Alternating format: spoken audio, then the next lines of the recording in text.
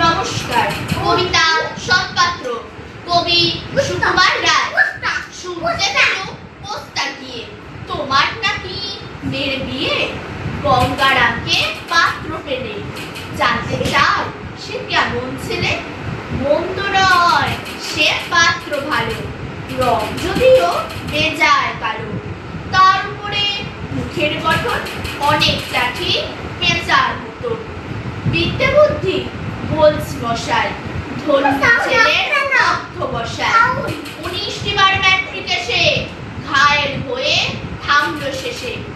বিষয়াশয় পড়ে যায়, কষ্টে সৃষ্টে দিন চলে যায়। মানুষ তো নয় ভাইগুলো তার, একটা পাগল একটা গুয়ার।